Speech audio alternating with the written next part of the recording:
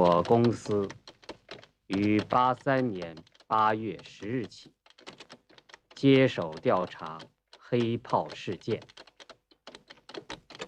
现已查清，兹将经过汇报于后。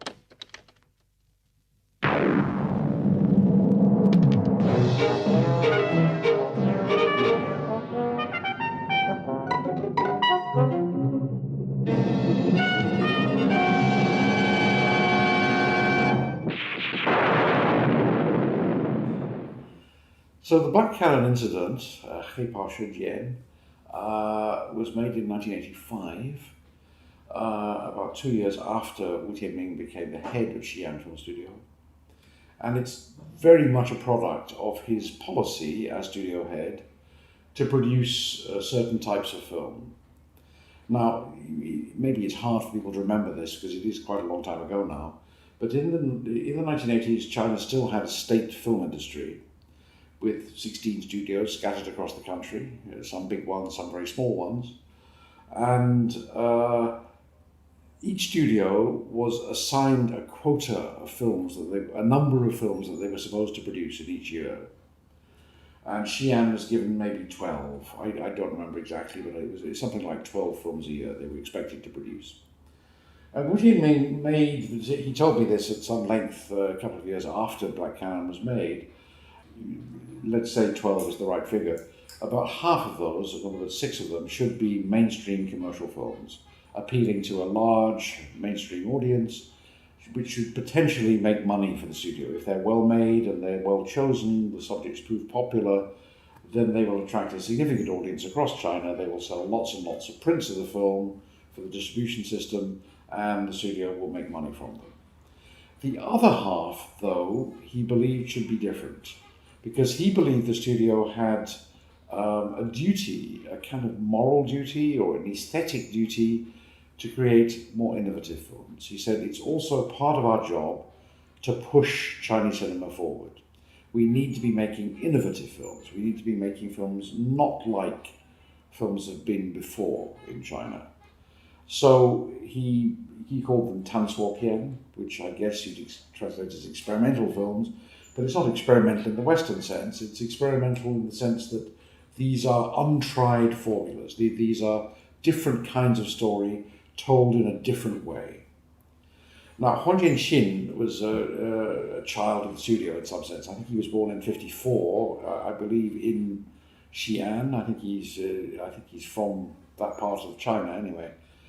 And so he'd come up through the film studio. He'd been working in the studio, doing various jobs. And he was selected by a studio vote, actually, a vote of studio workers, to be a representative of the studio to go off for a 2-year course at the Beijing Film Academy. I think the Beijing Film Academy still does it, but the basic entry requirements and student requirements at the Beijing Film Academy are a 4-year course, whichever department you join. But they have a special course, and I think they still have it, which lasts only 2 years, which is for people who are already working in film but don't have a Beijing Film Academy degree. So they can come and do an intensive 2-year course. And those people are not chosen by the Film Academy, but are nominated by the film industry. And in those days, since it was still a state film industry, that was relatively easy to organize. And so Huang Jianxin was a relatively young man at this point. He's just turned 30.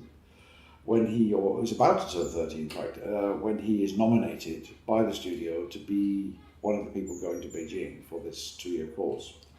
And he has an interesting time in Beijing. And his last film, his kind of graduation project, he's allowed to make a 35mm short film, fiction with actors, which was actually banned from release in China. It sometimes happened that students at the Film Academy did make graduation shorts that had at least limited screenings in cinemas in China, because they were good enough and it was an encouragement to the people who made them.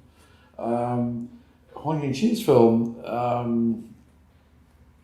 was vetoed by the Film Bureau because they thought it presented a rather negative picture of student life, and therefore should not be seen widely because it would be discouraging to people. It seems a very ridiculous thing if you actually look at the film. The film is not at all discouraging about student life, but it does present. It's about a student crush. It's about a young woman who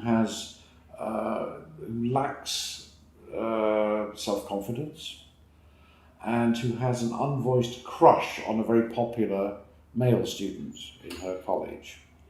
And it's about the difficulties that she has. It's a film totally from a woman's point of view, which is something that Hong Jian-Qin didn't really do in later films. Nearly everything he made after that, from Black Cannon incident onwards, was basically about a man. So he tended to go for male protagonists. Anyhow, he was confronted by censorship pretty much from his very first fiction film. So he was quite used to being edgy, being difficult, challenging the Film Bureau, seeing how far they would go, how frank he could be. And in this, I have to say, he was completely encouraged by Wu Tianming, who also believed that it was part of their job to shake things up a bit. He wanted to make, if films that the studio produced were going to be controversial, he was very comfortable with that. He thought that that's also one of the things they should be doing. Testing the boundaries, not only aesthetically, but also politically. You know, if there are difficult questions out there in society, let's tackle them in the films. Let's not ignore them. Let's not pretend they don't exist. Let's not pretend let's not present rosy view of Chinese society. Let's make films that confront the problems and try to identify how they come up and what makes them happen. So Black Cannon came out of that combination of things, about the fact that Hong Jian-Qin, having completed his 2-year course, experienced censorship for the first time, having a film banned in a small way, going back to Xi'an, finding Wu Tianming ever more confident about making challenging and innovative films in the studio context. And that combination of things, coupled with the discovery of a short story by Jiang Xianliang, which is the basis of the film. Jiang Xianliang, of course, was also a fairly controversial writer at the time. He also pushed into, let's say, difficult themes, for the Writers' Association often had trouble with his work. Although he was highly praised by some, he was vilified by others, partly for political reasons, it must be said. So that's another factor here. It's another controversial element in the film. If you choose to adapt a story by Jiang Xianliang, you're in a way serving notice that you intend to be a bit challenging. You're going to do something a bit out of the ordinary, something not comfortable necessarily. As it turns out, I think there was already a script based on Jiang's story when Hong Jian-Qin came back to Xi'an. He read it, liked some basic ideas in the film, but didn't like the script very much. So he went to Jiang Xianliang himself and said, I'd like to rewrite this, I'd like to change various things. And reportedly, Jiang Xianliang said, fine, do it. I mean, tell me what you're doing, but in principle, I'm not against this at all. So the script is partly by Hong Jian-Qin himself, I think, and it does, I haven't read the story, so I can't discuss in any detail how the film differs from the story, but the story I think has not been translated, and I don't really have access to it in Chinese. So I can't talk about that, but I can say that Hong Jian-Qin very consciously designed the film to ask what I think he felt, and I'm sure Wu Tianming also felt this, were very urgent questions about the way Chinese society was being run in 1985, when the film was made. 大家看，这事儿该怎么办？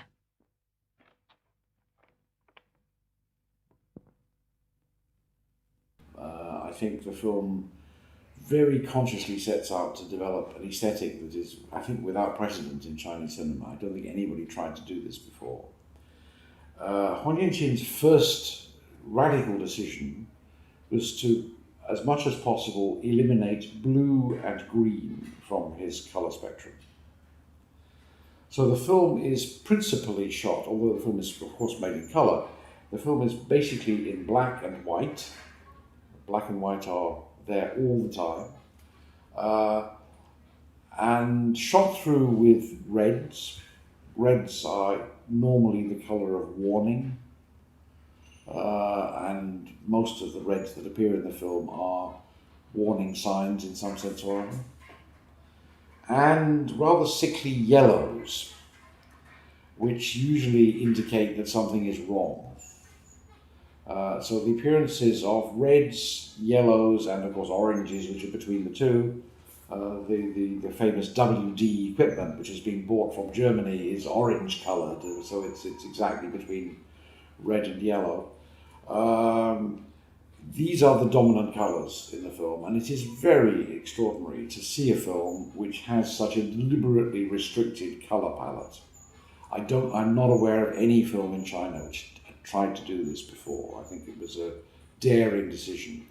It meant that Huang Jianxin, as he said at the time, had to work rather closely with his cinematographer and his art director, because this was a collective decision to go for this look in the film, and it posed all kinds of challenges for both the designer and the cinematographer, who had to basically attempt to eliminate or at least minimize the appearances of any greens and blues in the image.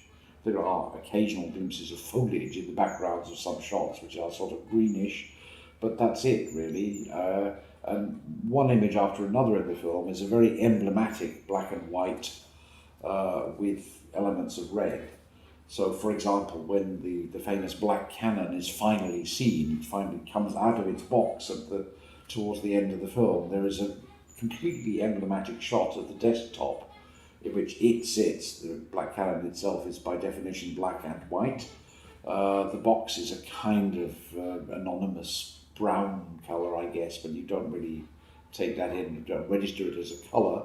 It's on a red tabletop and there's a bright white telephone.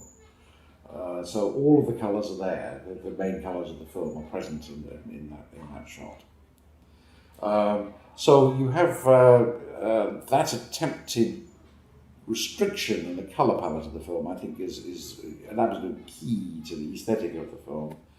He wants the film to be stylised in certain ways, and he wants you to notice it. He wants it to be, it's kind of aggressive in that way.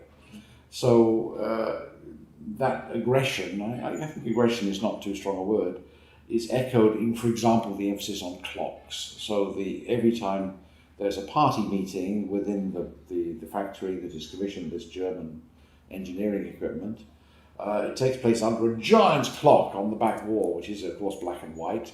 Everybody is wearing white shirts, the room is white, so it's essentially a black and white room.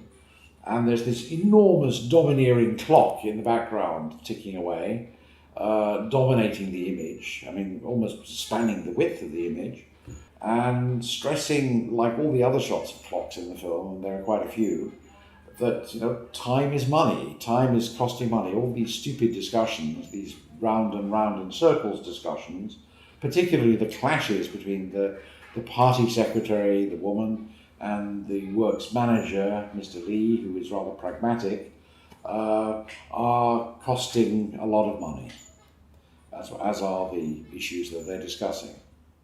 So I think time is money is a sort of background concern of the film.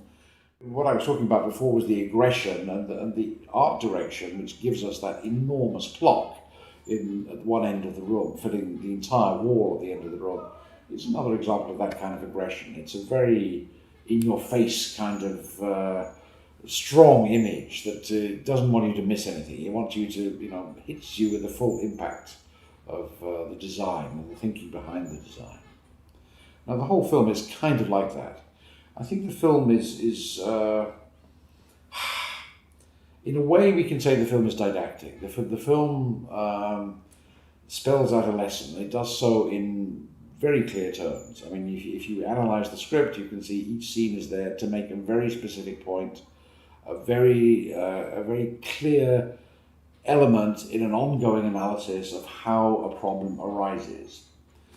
But it's disguised, the didacticism of the film, the explicitness, if you like, of the argument that underpins the film is disguised very skillfully because the film throws you off the scent. And it does it in a very simple way. This is a film made in 1985, as we said, and it chooses to imagine that it's 2005, like 20 years later. Because the China that the film shows is not exactly the China of 1985. Anybody who was there in 1985 knows this is not exactly how things worked. This is a slightly fantasized, modernized China, where things are broadly speaking efficient, where things are broadly speaking modern, where the engagement with modern technology, modern science, modern social practices is pretty strong. And the only thing that hasn't changed is the politics.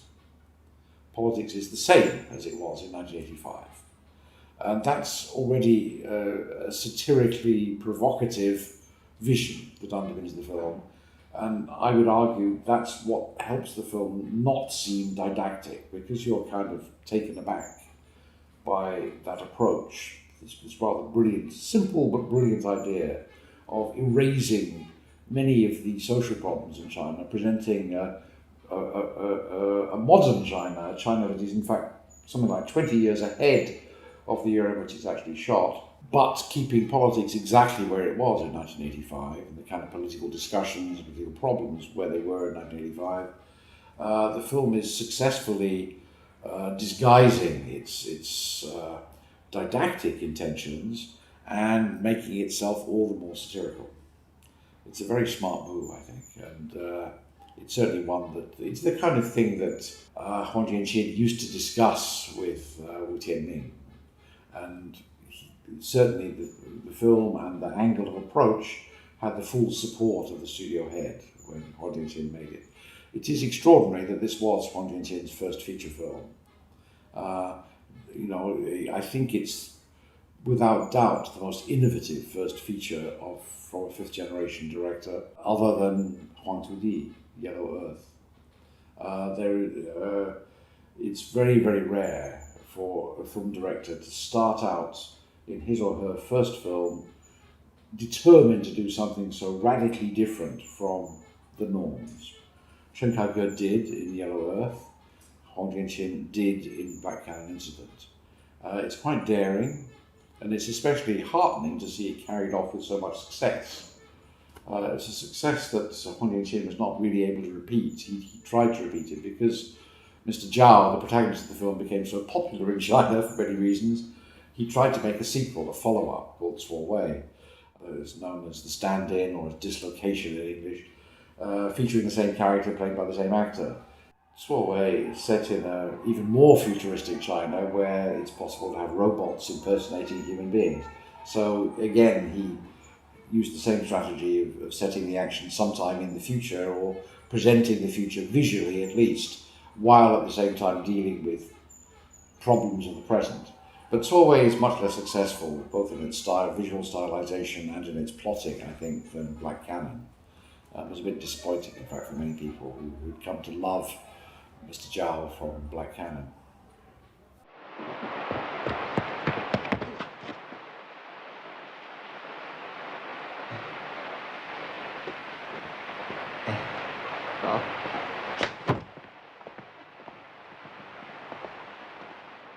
Huang Jianqin went through a long, long search to find the right actor to play Mr. Zhao. He rejected many rather well-known film actors for the part, because he didn't think they brought the right quality to it. And he found Liu Zifeng, who plays him, in, I think, a children's theatre company for children in Shanghai. He had previously only theatre experience. So it was basically Huang Jianqin who brought him into movies. Why did Huang Jianqin have such trouble casting the role? I think it's because he has an almost Kafka-like passivity. Mr. Zhao is a skillful man, but he's what the Japanese would call an otaku. Or in English we call a nerd. He's focused entirely on his work. He's not married. He seems to have no great interests beyond the work. He lives a solitary life. He's happy with his work and with his hobbies, which include, unfortunately, playing chess. Although he does say towards the end of the film that he's going to give up playing chess after the upheavals that his chess game and the missing chess piece has caused. But anyway, he's what the English would call a nerd. I mean, he's somebody who is not terribly interested in his social role. He's not terribly interested in any political role. He's not particularly ambitious for himself. He wants to have a quiet, satisfying life, pursuing his work and leisure interests. And so he is, broadly speaking, ready to passively accept the orders that come down from above. So he might make some gesture of protest. He might say, no, you should let me do this. I'm better at it. But he won't take it to the limit. He won't make a point of principle about it. He won't put up a real fight. He'll just make his opinion known and then back down.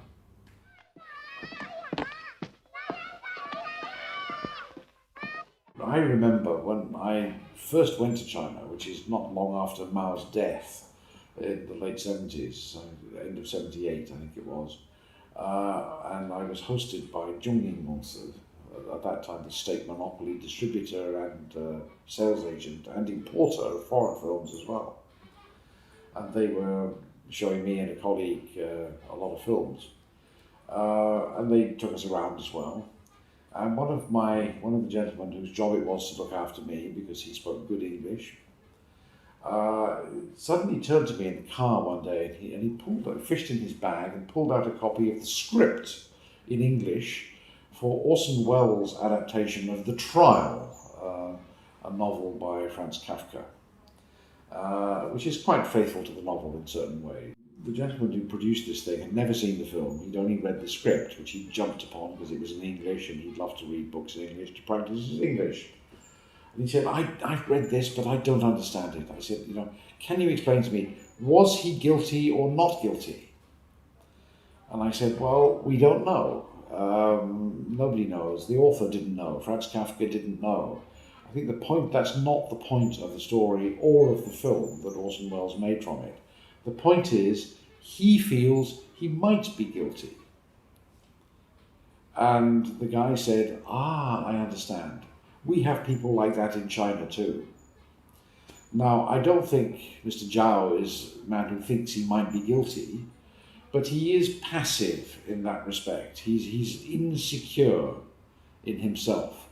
If at the time when he's urgently needed to help install new equipment in the company he works for, the company mysteriously decides to send him off someplace else to do some meaningless job in another department and keeps him away from the foreign expert who has come to supervise the installation of the new equipment, he basically does not protest. He does protest briefly, verbally, but he doesn't put up a fight and he just basically goes along with it. In the new place, he keeps hearing rumours that things are going very badly, that the tourist translator they've brought in to replace him is doing a terrible job and there are constant misunderstandings and the German is getting more and more irritated. Why can't I have Mr. Zhao? Mr. Zhao knows what I'm talking about. He's an expert. He's a technical translator. He's not a tourist translator. I need a technical translator. And it comes to a climax about halfway through the film when he asks for some ball bearings, which in German is Kugel. But Kugel is also the word for bullet in German, and the stand-in translator, of course, gets it wrong and orders some bullets, and that's the straw that breaks the camel's back. It's the German Mr. Schmidt becomes so irritated that this incompetent translator has got the wrong thing for him, and ironically, at the climax of the film, after the German has gone, it's the ball bearings that have been wrongly installed or wrongly oiled, which cause the equipment to break down, very soon after it comes into use. So you have a situation where Mr. Zhao rather passively accepts the fate that the company determines for him, and doesn't really put up a fight, and doesn't really feel he's able to assert himself or insist that this is stupid or that this is just creating trouble. It's causing the company immense difficulties and it's costing the company money. All of which makes it a particularly ridiculous thing. But the film shows us in particular detail, I mean with very specific detail, through a series of meetings and a series of episodes that advance the plot bit by bit, that Zhao is being sent away and prevented from working on this project for his own protection. The party's position is that this is for his own protection because he's under investigation. The party's policy is to respect intellectuals, and he is an intellectual. He must be respected, so he must be protected from himself while he's under investigation and sent out of harm's way. So nothing bad can happen to him through meeting this mysterious German. This is, of course, founded on the proposition that the German is alien and untrustworthy in some way. And the film shows people unwilling to trust him and irritated by him and unwilling to understand him and certainly never able to see his point of view as a foreigner in China. I was myself a foreigner in China quite often in the 1980s, and I can testify that the film gets it pretty much right, that it was often frustrating, it was often difficult, because bureaucrats especially, and not only party bureaucrats, but all kinds of bureaucrats actually in China, wanted an easy life in the 1980s and were very content to do what they thought you should want and not what you actually did want. So I had a number of confrontations with bureaucrats in the 1980s, and they were not that different in their small scale from what Hans Schmidt goes through in Black Can Incident. He can't understand why he's being denied his proper, competent, established translator who does know technical terms and doesn't make stupid mistakes. And in fact, when Zhao announces that he's been doing calculations of his own and he's found that there's a mistake in the plans, which Mr. Schmidt, of course, angrily denies, but then when he does some calculations of his own, finds that Zhao was right. There was a mistake. He raises the question, why are you buying this old stuff? We have newer equipment which is much more suitable for you. What you're buying here at quite high cost is essentially obsolete equipment. Why didn't you recommend them to buy the new stuff? Oh, but I did, says Mr. Zhao. I precisely recommended them to buy the latest equipment. They didn't listen to me. The decision came from high up. They said, no, we'll have this equipment. Now, in a nutshell, I think that's what the film is getting at. The film is pointing out a fundamental flaw in the way that China modernizes and the way that China deals with the outside world and the way that China deals with its own experts, its own intellectuals and technical experts, all of which are demonstrated in a very graphic way in the plot of this film. But I think the reason it becomes so sympathetic, particularly to the Chinese audience, and this was an unexpectedly successful film in China, given how experimental it is or how innovative and unusual it is, how different it is from other films of the mid-80s, it's surprising that it sold so many copies and attracted such large audiences. But I think the reason it did is that many audiences around China empathized with Mr. Zhao. Many people feel like Mr. Zhao. They feel we're sort of powerless in the face of orders from above. We basically have to accept what they tell us to do, and there's little we can do about it. It may be frustrating, it may be irritating, we may be well aware that this is actually costing the company or the enterprise or the country big money. They're wasting the money because of ideological questions or policy questions or whatever it is.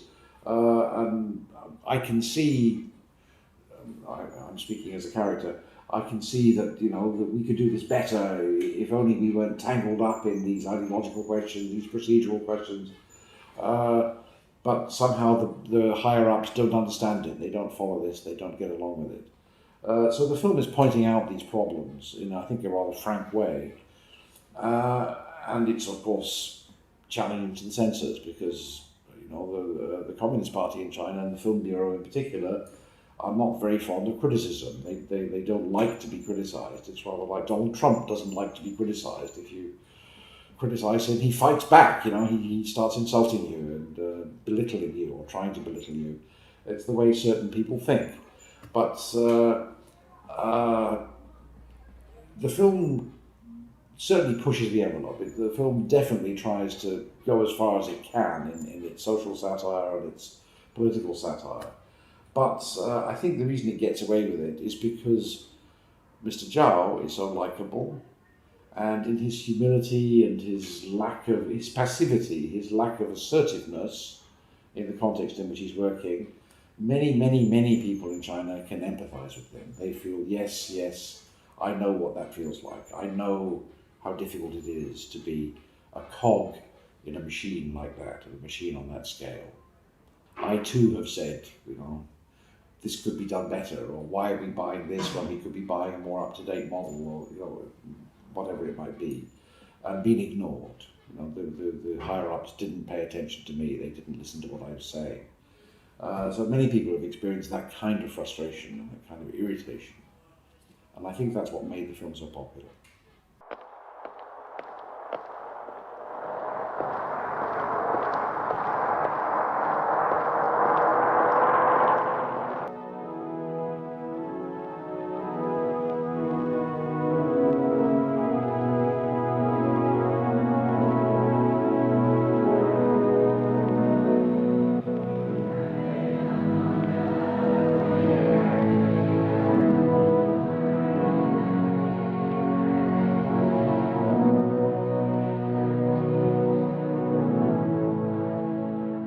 The film is not about religion, but there is a sequence towards the end of the film. After all the problems have been resolved, after the mystery has been exposed and everybody has come to recognise how this stupid mistake occurred, Mr. Zhao is by himself and he stands in the doorway of a church looking into a church service going on. It's a Catholic church by the looks of it.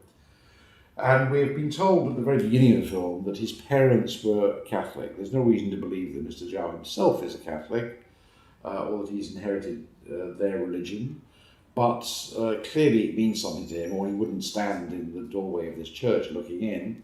I don't think they have a clear-cut meaning in terms of the context of the film.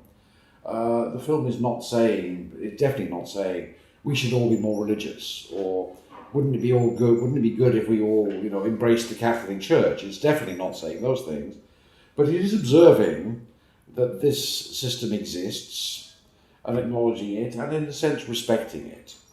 Why is it doing that? I think it's because it has been satirically questioning about corporate structures, other ways of organising society and organising people's lives, and it has rather graphically shown certain shortcomings in the ways that those systems work. So that little glimpse of the functioning community inside a small church is maybe symbolic in a way, because it stands briefly as a contrast with another way of organising life. And my guess is that that's why it's there. To be frank, I've never discussed this with Hong Jianqin, and I don't know specifically if it was his intention to do that. And I don't know if this came from Jiang Shenliang's story. I don't know if there's any similar element in the original story, or if it's one of the things that Hong Jianqin added to the script. But anyway, that seems to be how it works in the film.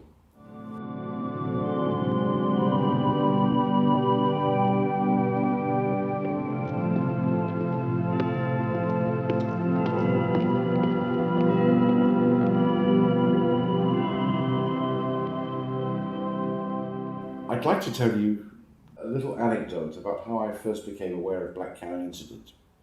I was quite a frequent visitor to China by the time the fifth generation appeared. I was going on average at least once a year, sometimes more. And I had friends in many places, including at the Film Academy and at the Film Association. And one particular friend I made, I'm not going to give her or his name. I don't want to compromise anybody, even at this late stage, even though it's 30-some years later. But But one particular friend knew of my interest in Chinese cinema and knew of my interest also in the need for innovation in Chinese cinema. Because I visited the Film Academy and seen some student work there, and I expressed a strong interest in the work of some of the what became known as the fifth generation graduates. I'd seen some of their student films. And so this person started sending me material. Didn't happen often, and at that time the person was very, very cautious. They didn't send directly from China. Had somebody carry outside China an envelope and then mail it to me from Hong Kong or some other place. And what the first envelope that arrived like that was, I think, in '84, and it was an envelope that contained some information about a film called Huang Tu Di, which was being made at the time, Yellow Earth. And it contained in the envelope, apart from a couple of pages of information about the film, were a large number of 35mm frames, literally clipped from the film, I mean from the cutting room floor, because the film was in post-production by this time. And these frames were sent to me in an envelope so that I could just hold them up to the light and see these very arresting images that Zhang Yimou was creating for Chiang Kai-shek. So the first I heard of Huang Tu Di was quite a long time before I saw the film. I didn't see the film until about a year later. The second such envelope that reached me, via a similar circuitous route and from the same sender, it was about黑炮事件. And it also included a large number of 35mm clippings of frames from the film, retrieved from the cutting room, but showing those emblematic compositions, including one with a giant clock and others that seemed illustrated rather clearly the restricted colour palette of the film, so the way that the film was presenting itself in a limited range of colours and eliminating other colours as much as possible. Again, about a year before I saw the finished film, I was alerted to the fact that this film was coming. And it means that there were people in China at that time in quite senior positions of authority who were very much interested in seeing innovative work being done, interested in supporting it, and interested in getting news of it to the outside world. Specifically me in this case. I doubt I was the only person in receiving this kind of material, but anyway, I was. So to me it was very interesting that黑炮事件was followed Huang Tu Di as from my benefactor in China, as an example of great strides being made in Chinese cinema.